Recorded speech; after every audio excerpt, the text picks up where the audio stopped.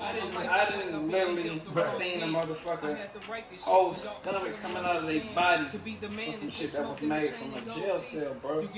Like, and I'm sitting here fighting 3 motherfuckers, bro. Like, feeling like in my heart it's over. Right. I don't know what the fuck. I hope none of these motherfuckers got knives. I hope none of these got something that's gonna, you know what I mean? Fighting 3 people, bro, and watching the motherfucker with guts and shit coming out their shit. Like, in your mind, after the first incident, my body was automatically trained. To have once been a criminal is no disgrace. To remain a criminal is the disgrace. I formerly was a criminal. I formerly was in prison. I'm not ashamed of that. Hey, what's up, y'all? Welcome to another episode of I Used to Be a Criminal with your guy, Marlon the Motivated. Listen, I want to thank you guys for tuning in with me. Look, today we got a real special guest, and I mean that from the bottom of my heart. I got my little bro here, right? Look, this is totally different. We're going to go at this a whole different way. Y'all used to hearing people's stories, the pain they've been through, and their success by word of just talking to you. Today, we're going to do it a little differently, all right? Hang in there. Hold on to your hats and your seatbelts, baby. But look, I'm going to let my boy introduce his own self. I ain't got nothing else to say. Tell me who you are, bro. First and foremost, the name is D-Post, man. And second of all, before the motivator, I know Marlo. So just take that for what it is, you know what I'm saying? And if you gotta listen to it again, go on and run it back. Basically, I'm gonna give you a spiel, how I feel and what it is and what I done been through. But however, I used to be a criminal. We done all been through it, you know what I mean? Never feel like you're alone in this shit, you know what I mean? Look. Inspiration and dedication to get you forward, man. Look at me. All my life is like I've been getting dealt the wrong hand.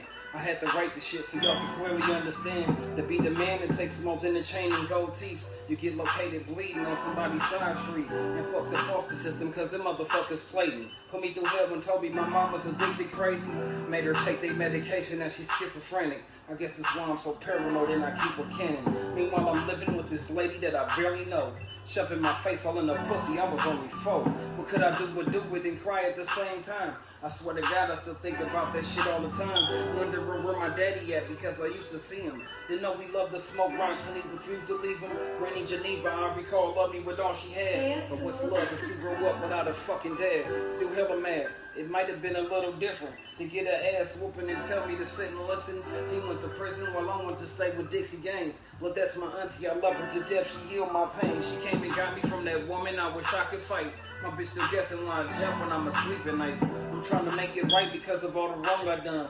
Pray on the daily, I done passed the demons to my son. My kind of fun, robbing niggas and beating people. Drop you and run through your pockets in school like it was legal. Blacking out and kryptonite became a daily habit. Then my teacher started tripping on me cutting classes. Thought it was cool, cause my dogs did it too. So I dropped out and picked up a bundle and a deuce. Fuck what you heard. 23rd was my stomping grounds. Way before I ever knew about painting the town. You out of bounds, you get knocked out and stumped. Till I started squeezing triggers and leaving niggas in trunks. Then the dope came. I had to keep up with the dope game. My new bitch became cocaine. Psst, that clam chowder powder kept me powered up. While Bill told me prove it, scary niggas cowered up. Look. Now I'm sitting behind the wall in juvenile hall. B. Johnson fired on me, turned around and broke his jaw. He told the law, I'm the one that started it, but I refused to be a bitch. I took the beef and swallowed it. Listen, I took the beef and swallowed it. I refused to be a snitch. I took the beef and swallowed it, nigga. Lord, by my life, from me to you. From me, just for you. Appreciate you, big bro. Man. At the end of the day, man, that song, man, touched me personally, man, because we have a lot of similarities. We never even talked about our similarities. Right, that's both crazy. went through the same shit, you know what I mean? So for years. Yeah, it's a trip, man. So imagine how many other people out there experiencing some of the same things that we experience. They don't know how to get off their chest. Most definitely. Make sure that they understand you are not alone in this shit. Everybody go through shit, so don't give up on yourself because you feel like you alone. Right. You get what I'm saying? I didn't understand how much of a pressure it was, like, until I told her, like I said, I told my mom that shit. Right. And I didn't really get no type of, like, major response, like, like, you know, Right, my mom would be right. ready to kill the fucking go world, on. but Right. she handled it so calm and shit collective, I didn't think it was nothing. So I just kept, you know, just going about it, but when I don't know what it was. Like, when I wrote that song, I heard that beat, I wrote that song, and put that shit out, like, it was like a big ass weight was off of my back. So I feel like I didn't even have to tell them. I just needed to tell somebody. Right, absolutely. You know? Do you think your environment and your childhood had an effect on your decisions that you made that led you to juvenile hall and YA and things like that?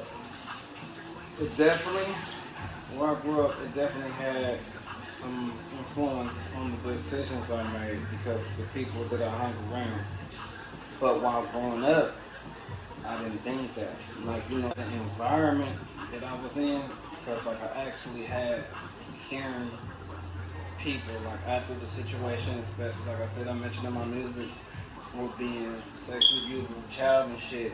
Like, I went to stay with my auntie and my uncle, and they like my grandfather and my grandma. You know what I'm saying? It's a trip you say that because you talk about in the song about your dad not being there. You should have been a little different. Right. Somebody sat me down and told my little ass to listen. Man, Like, for real. For real. Because I feel like, just like I was speaking on, like, and how you brought that up. Yeah. I feel like if I had a pops to tell me some shit, it probably would have felt good. I don't even know how the fuck it would feel. Wow.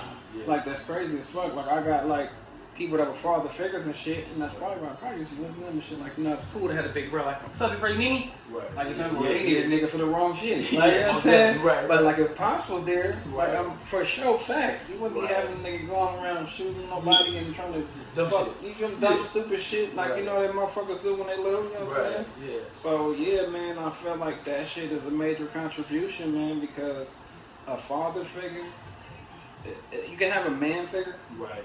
but there's nothing like the actual father. Most definitely. You know what I mean? For real, especially when, even if he's not handling business or not, it's good to have a father figure. Like, Oh, you know what I mean? absolutely. Like, because you're there. Right. So it's like, at least you didn't not try, but Right. you're there. You're attempting to make, you know what I'm saying? You know, you're 100% accurate. Yeah. I think some people get it twisted, even when they talk about, like, and I hate to go off the subject a little bit, but you talk about child support and stuff.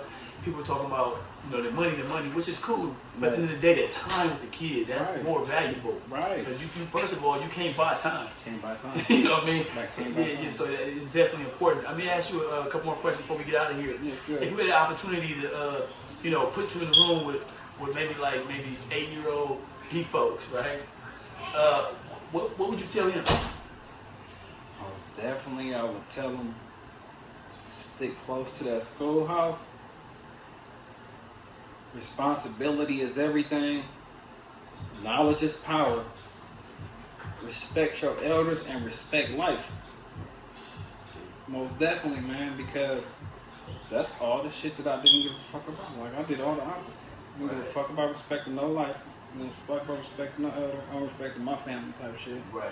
It was the other elder, you know, even though we wasn't raised like that. Like, I was just the one that was just off tone. That one out of 5 cousins, 2 that's on that nigga right there. Like, you know what I'm saying? So, all that shit, I did the opposite. So, if I could change all that, I feel like it'd be a lot of shit different in my life. For sure. You know what I'm saying? Because it's about what you instill when they're younger. Yeah. Do that. Then when they grow, the shit you instill, they can either apply that, or once you get to teens, you know, you start school. Yeah, most definitely. So boom, when you get to school, it's like, okay, now it's either my parents' shit that they tell me, or it's my folks. Right. And 7, 6 times out of 10, they gonna go with the folks. You know what I'm saying? Yeah, but it's just up to us to kind of like just make sure that we instilling the shit verbally, emotionally. You know what I'm saying? Because that shit means a lot. Like, we don't think that it means a lot. You know what I'm saying? Like I said, when we're growing up, because we're still experiencing shit. We're growing to understand life. You know what I'm saying? Because like my brother just told me a couple weeks ago, like, man, you told me all reckless shit, bro. Like, you was just crazy as fuck. Bro. Like, you didn't teach a nigga nothing. Like, no good shit. You was just like, you feel me? And like now, it hurts. But if I was living in that time, Right. I'm like, man, this is what I'm supposed to be doing. You know what I'm supposed to be doing. You know what I'm saying? Yeah. Most definitely, and that's what I try to tell people. I think a lot of times, I guess what I want people to see is that, once you grew up a certain way, you make some decisions in your life, once a criminal is not always a criminal. That's what the show is. I used to be a criminal. Because cats pushing a different height. And, some young person going to see this right here, he will be feeling the song and shit. But at the end of the day, he might be on that fence when he want to go make that bad decision, right, Devo? And so I want you to tell him, if you don't mind, maybe one or two of the things that you saw in the hall that the average cat probably don't want to deal with. You know what I mean? Just imagine, like, I didn't experience, like, full-blown riots, bro, in jail. And I'm talking about from, like, the county jail, juvenile hall, California Youth Authority, state prison, federal, bro. Right. Riots on every levels of this shit. And every levels of this shit, somebody either died or got severely fucked up. Right. Like, excuse my language, you know what I mean? But, like, somebody has literally died, bro, or then lost something detrimental, body part, like your eye, like, it'd be really serious, like, you know what I'm saying? So, like, the littlest thing, like, you might could see some shit on, what's that, Discovery Channel? Right. They probably watch that shit, or the law channels and shit, and y'all be seeing little shit, big, what's that, going and, 60 days 60 days in, all that shit. That shit ain't nothing. Right. Like, that shit is watered down as fuck. I didn't literally seen a motherfucker whole stomach coming out of their body for some shit that was made from a jail cell, bro. Like, and I'm sitting here fighting 3 motherfuckers, bro. Like, feeling like in my heart it's over. Right. I don't know what the fuck. I hope none of these motherfuckers got knives. I hope none of them, they got something that's gonna, you know what I mean? Yeah. Fighting 3 people, bro, and watching the motherfucker with guts and shit coming out they shit. Like, in your mind, after the first incident, my body was automatically trained, like, PTSD like a motherfucker. Now, like, a person can just move wrong or look at me a certain way. I could be out in public and don't even know this person. Right. But if a motherfucker, like, just... 10 seconds away, I'm over there, like, hey, court. So I could be, like, just own it, like, immediately back on the court. Boom, boom, boom. Like, you feel me? Not saying I'm looking for any trouble. Right. But the trauma Yeah. from my experience from being incarcerated and seeing and being in these riots and shit because of the stupid shit and choices I made when I was younger caused me automatic. No matter if I don't want to pay attention to it or not, I'm like, come on. I'm way over here. Me and you having a full conversation. I noticed this motherfucker didn't walk the same way he walked in the yard. He ran away. He walked around all the way. He walked 3/4 and he hit the left and wanted to start talking to his partners. To us, it's like, oh, okay, maybe nothing might be going on. We need to watch these niggas. Something might be going on. You feel me? Yeah. And it goes back to this. I'm not saying that jail is cool, but through my experience, that shit taught me a lot about body language. Body language is a motherfucker. And people go to school to learn body language. You get what I'm saying? A lot of reasons these little cats out here are dying. Because they're not understanding and recognizing who is who. They're not your friends. They talk like they're your friends. I got experience right now. A lot of people that were saying my son was their friend. You know what I mean? Guess how many showed they was his friends? Out of 10. Not many. When he died. You get what I'm saying? Yeah. It's a repeating cycle, man. You get what I'm saying? Different generations might not happen the same way, but the same shit didn't happen. You get what I'm saying? And you're not gonna beat the clock, bro. I'm just straight up out the door, like, you know what I'm saying? Experience. You're not gonna beat the clock, bro. The same shit is gonna happen from generation to generation. It's just gonna transform. You're not gonna avoid jail or death if you're selling drugs, shooting motherfuckers, and riding around with guns. Shit, you can go to jail. Like, now, the drug game is so serious, you can go to jail and you want to get high, and, boom, you try fentanyl, you're dead. You didn't expect to go do a violation for 3 months, or you thinking you cool because you went down for the hammer and all that kind of shit. You know what I mean? You go in there for a hammer, CO might beat your motherfucking ass, choke you out to death and shit because you was talking shit, because you thinking you tough, trying to prove to everybody else what you own. And that's important you say that, because a lot of times motherfuckers think, oh, I got 3 years, I'll be back. Your shit ain't guaranteed. You ain't guaranteed to come home. Your ass might come home dead. That's real talk. I went to YA with 779. If nobody knows what that means 7 to 9 months commitment. You're going home 7 to 9 months. I did 4.5 years in that motherfucker. Say that again.